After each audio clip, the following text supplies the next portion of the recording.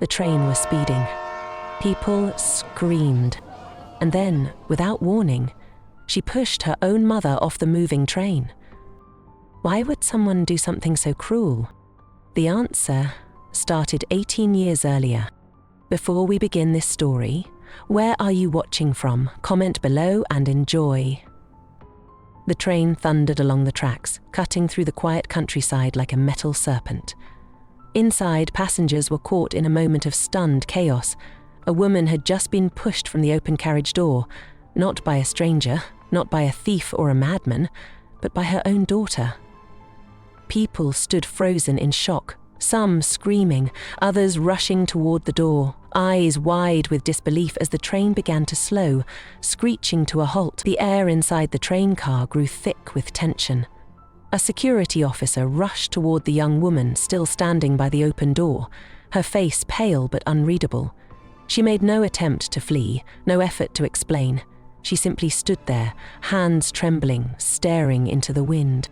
The moment was surreal. It didn't make sense. A young woman pushing her mother off a moving train? To many on board, it looked like the ultimate act of betrayal. Cruel, unforgivable, unexplainable. But to Alora, it was the only way out.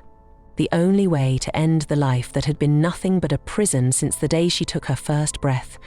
She had known what she was doing. She had known what it would look like, but she also knew the truth. And the truth had been buried for nearly 2 decades, buried behind locked doors, fake names, and carefully woven lies. As the emergency responders were called and police boarded the train, she remained silent. Not because she was guilty, but because the real story was one they wouldn't believe unless they heard it all. Her silence wasn't a confession. It was a warning, because the truth didn't begin on that train. The truth started 18 years earlier, in a hospital room under fluorescent lights, with a newborn baby, and a woman who should have never been allowed near her. Her name was Alora, though that was never really her name. That was the name she grew up with, the one she saw on schoolbooks and heard whispered in warning. But even from a young age, Alora never felt like it truly belonged to her. She was a quiet child, withdrawn, always observing from the shadows. While other children played in the streets, laughed on their way to school, or visited friends on weekends, Alora remained behind the curtains of a dusty window in a house no one dared to enter. The neighborhood kids said the house was haunted. Adults whispered it was cursed. No one ever saw Alora's mother smile, and even fewer had the courage to speak to her. Veronica, that was her name, or at least the one she used in public. Tall, slim, and always dressed in dark, loose-fitting clothes, Veronica carried herself with a cold kind of grace. She moved like someone who had nothing to fear, and nothing to lose. She didn't attend community meetings, didn't socialize, and refused to acknowledge anyone who tried to engage her. Even when someone offered a friendly greeting, Veronica would walk past as if they hadn't spoken. For years, Alora's presence was more rumor than fact. No one had ever seen her at school. Teachers in the area didn't know her. She didn't play at the park. Even her voice was unknown to the neighbors. Only sometimes, if you walked past the house on a windless evening, you might see her silhouette at the window, peeking from behind the lace curtains. A flash of eyes, a hint of longing, but never more than that. Veronica kept Alora close, too close. She was never allowed to step beyond the gate without permission, and even then only under strict supervision. There were no play dates, no birthday parties, no toys that weren't approved by Veronica's rigid standards. Their world existed in silence and routine. Wake up, eat, study, read, clean, sleep. Repeat. Every minute of Alora's life was calculated, accounted for, and monitored. Veronica claimed it was protection, that the world outside was corrupt, dangerous, and full of people who wanted to hurt them. Alora believed it for a time. What else was she supposed to think? It was the only world she had ever known. But there was something darker beneath Veronica's rules. She wasn't just protective, she was obsessive. Alora couldn't speak to neighbors, not even to say hello. She wasn't allowed to look people in the eye. If she did, there were consequences. Veronica never hit her, no bruises or broken bones. She was smarter than that. Her punishments were cold, quiet, and psychological. Isolation, silence, food withheld, kindness retracted like a snapped string. It wasn't about discipline, it was about control. The house itself mirrored their lives, cold, silent, and suffocating. The windows were double-locked, the doors reinforced. There were no family photos on the walls, no laughter echoing through the hallways, just two people trapped in an endless routine, one of them aware, and the other slowly waking up. As Alora grew older, her awareness deepened. She began to notice things. Veronica had several IDs in different names tucked away in a locked drawer. She changed phone numbers frequently. She burned mail instead of filing it. Some days she would leave the house and return with a wild, frantic look in her eyes, then lock herself in her room for hours. And there were days she would sit in the living room, staring at Alora for long minutes without speaking, as if trying to figure out what she was thinking. Alora learned early on that questions were dangerous. The few times she had asked about her father, Veronica's face would harden and her lips would press into a line. "You don't have a father," she'd say. "You only have me." But even in her silence, Alora learned how to listen, how to read between the lines, how to piece together the fragments of truth buried beneath the lies. She wasn't stupid, she wasn't blind, and she certainly wasn't free. There was a cage around her life. It didn't have bars or guards, but it was real. A cage made of fear, manipulation, and something else she couldn't yet name. Still, even as Veronica tightened her grip, Alora's curiosity grew stronger than her fear. She began to observe with purpose, not just to survive, but to understand. Who was Veronica really? Why did she keep Alora locked away? And what secrets lived inside the walls of that house? Alora was no longer just the girl in the window. She was a prisoner with a growing fire in her chest, and that fire was about to burn through every lie she had ever been told. Alora's world was built on restrictions. She never once stepped into a classroom or walked through a school gate.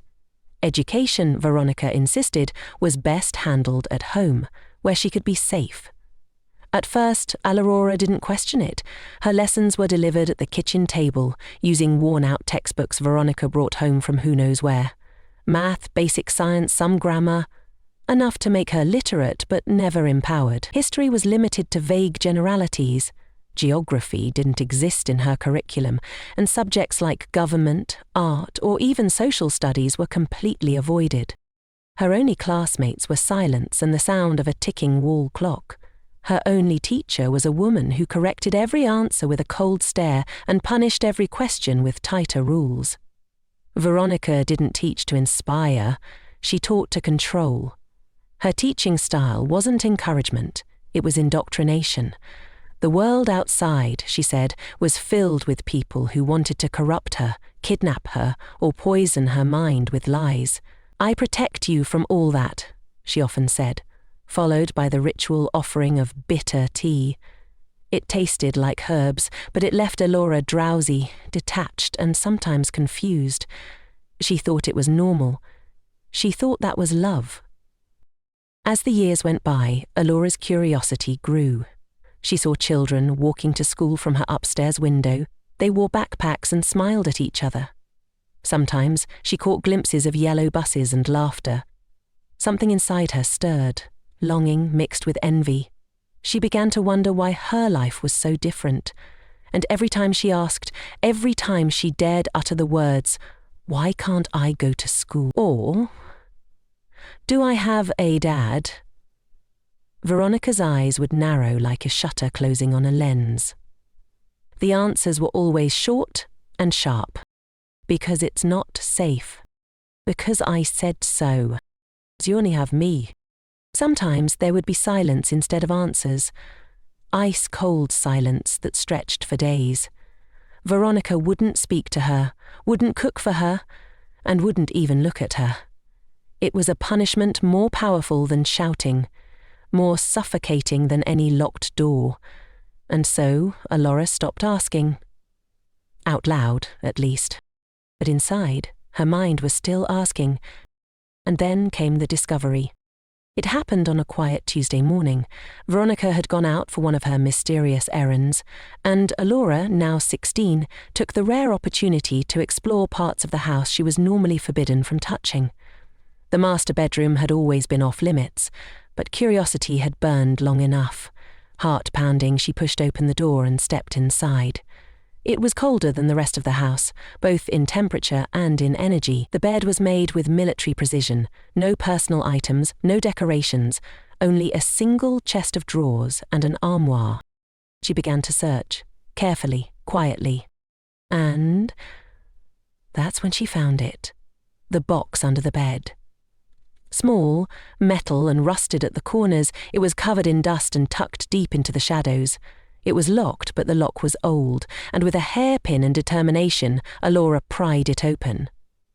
Inside, she found yellowed papers, folded photographs, and a hospital document with faded print. The first photo was of a newborn, wrapped in a pink blanket, eyes shut tight. The second was of a woman and man smiling proudly. And then there was the birth certificate.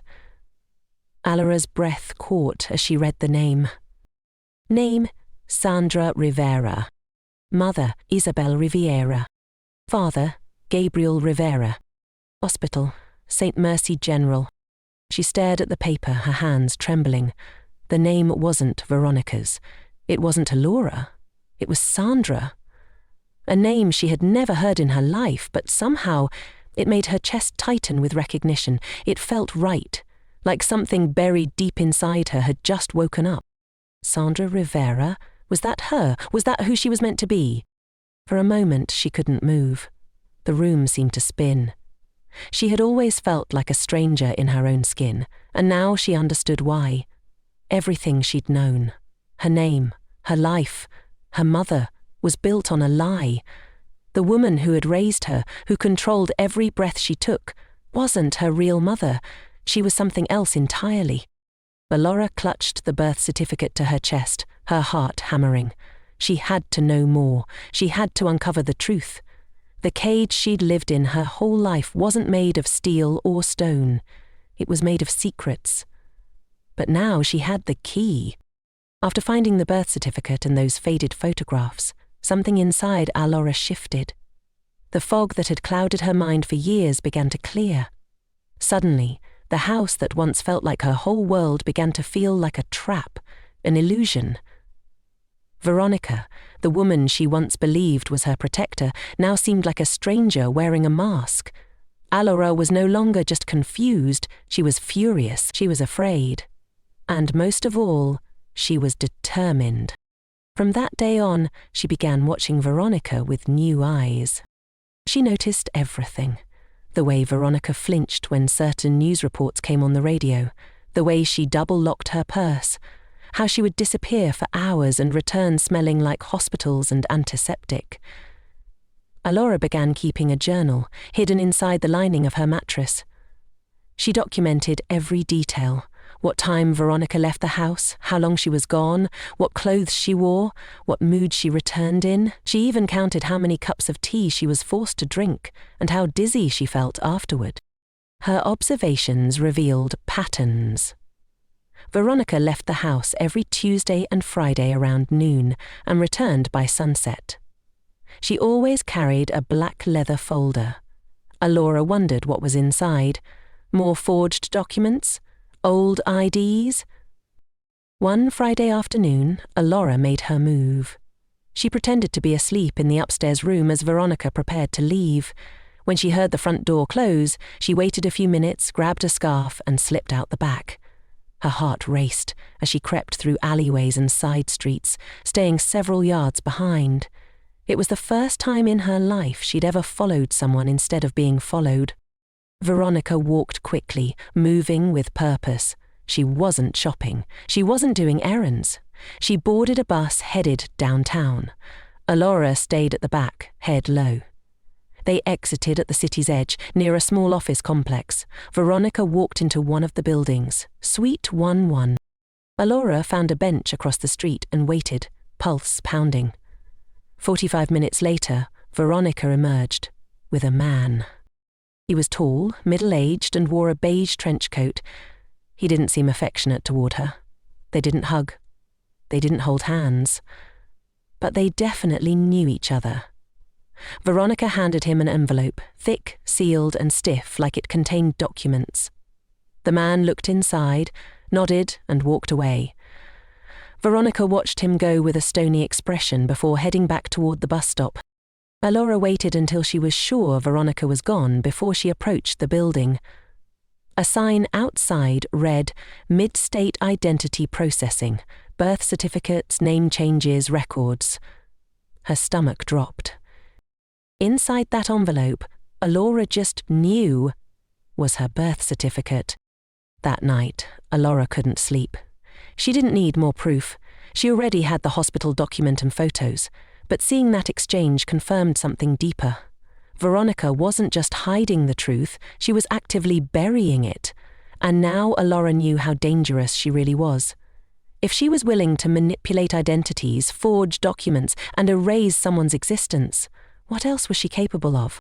Escape wasn't just an idea anymore, it was a necessity. Over the next week, Alora began planning. She stopped drinking the tea entirely. She stored food in a shoebox under her bed, crackers, protein bars, a bottled water. She quietly stole an old phone from Veronica's drawer and charged it at night. There was no SIM card, but it had Wi-Fi. She discovered the internet for the first time. Real stories, real news, real names. She looked up her birth name. Sandra Rivera. And there it was, an old missing child case, her face as a baby. The same photo that had been in the metal box, her parents, Isabel and Gabrielle Rivera, were still alive. They had never stopped searching. The article said they believed their daughter had been abducted by someone who disguised herself as hospital staff. A nurse, a woman with no record. Veronica. Tears filled Alora's eyes as she stared at the screen. For the first time, she saw herself not as a prisoner, but as a stolen child, a girl whose real life had been taken from her, and now, at 17, she was going to take it back. She would escape. She would find her real parents. And she would make sure Veronica paid for everything she'd done. But first, she had to survive what came next. The sky was grey the morning they boarded the train, overcast and cold, the kind of day that made the world feel heavy. Alora sat quietly by the window, backpack at her feet, hands folded in her lap, while Veronica sat beside her, unreadable as always. They were headed out of the city. Veronica had claimed it was a fresh start, a smaller town, a quieter life. But Alora knew the truth. Veronica was running again. The woman had grown increasingly paranoid in recent weeks. She barely slept. She jumped at every knock at the door, and she'd started packing bags in the middle of the night. When Alora asked why, she'd received the usual cold, vague reply. "Too many people asking questions. Too much noise. We need to disappear again."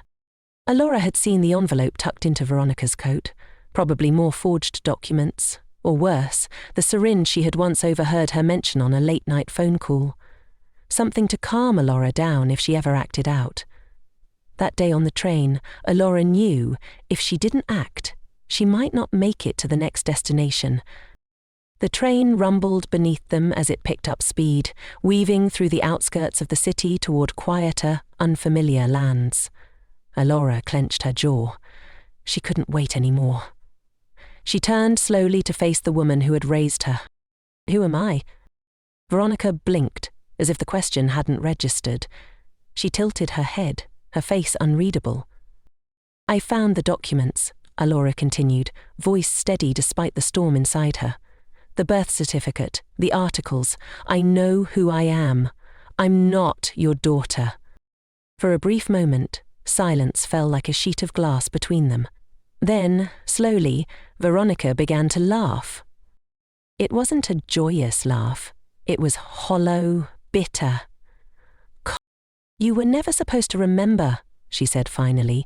"You were supposed to stay mine forever." That was when Alora saw her hand move, slipping into the inside pocket of her coat. "No," Alora whispered. Her breath caught in her throat. Veronica pulled something out. a glint of silver, a syringe. The very sight of it triggered a flood of memories. Headaches, confusion, numbness, years of blurred thoughts and foggy dreams. She had been drugged before. Subtle, routine, a method of control that didn't leave bruises. She wasn't going to let it happen again. Everything happened in a blur. Passengers nearby weren't paying attention. Some were dozing, others watching their phones. The rhythmic hum of the train masked the tension in their row. Veronica leaned in, eyes sharp, lips muttering something Alora couldn't hear. Maybe it was a final warning, maybe a twisted goodbye. Alora didn't wait to find out. She shot to her feet. Veronica reached across the seat, syringe in hand. Alora shoved her arm away. The train lurched slightly as it turned a bend. Veronica stumbled. The syringe clattered to the floor and rolled under the seats, but she lunged again, this time grabbing Alora's wrist with surprising strength. Instinct took over. Alora twisted free and pushed. Hard. It was meant to be a shove to create space, a barrier. But they were close to the exit. Just feet from the open carriage doorway Veronica had left cracked for fresh air. And just like that, Veronica fell. Her body hit the metal threshold, then air, then nothing. A scream echoed behind them as a passenger turned just in time to see a woman plummet from the moving train. The brakes screeched. The car jolted violently. People panicked. Voices rose in confusion. But Alora just stood there, frozen, staring at the space where Veronica had been seconds ago. She hadn't planned this. She had wanted freedom. She hadn't wanted blood. The train came to a grinding halt near a rural bridge. Emergency responders were called, police boarded swiftly. Passengers pointed toward Alora, who stood still, her arms limp at her sides, heart thundering in her chest.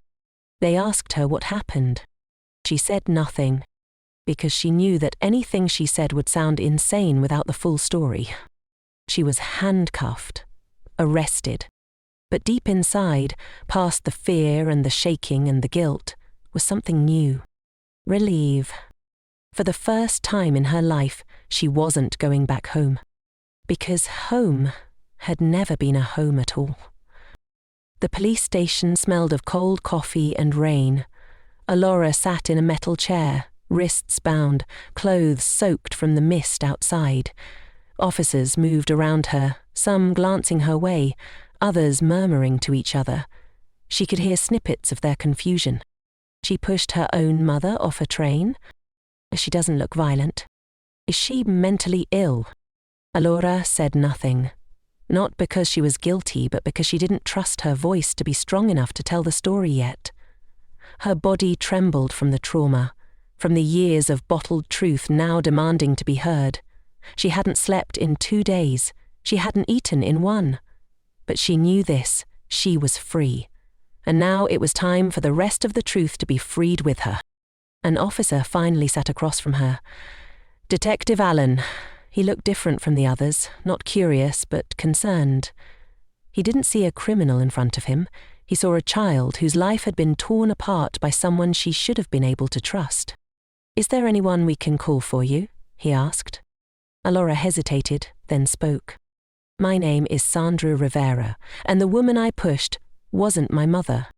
That single sentence shifted everything. They began to listen. Truly listen. Alora told them about the hidden box under the bed, the forged documents, the journals she had written in secret, the photographs, and most importantly, the videos.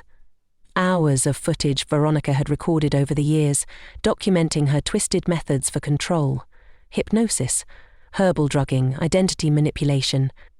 It was all stored on a flash drive she had carried in her backpack. Detectives took her claims seriously. They secured a warrant and searched the house she had escaped from. What they found would change the course of the case, and the lives of everyone involved. The home was meticulously organized, almost sterile in its presentation, but hidden in drawers, locked cabinets, and behind loose wall panels were the truths Alora had spoken of.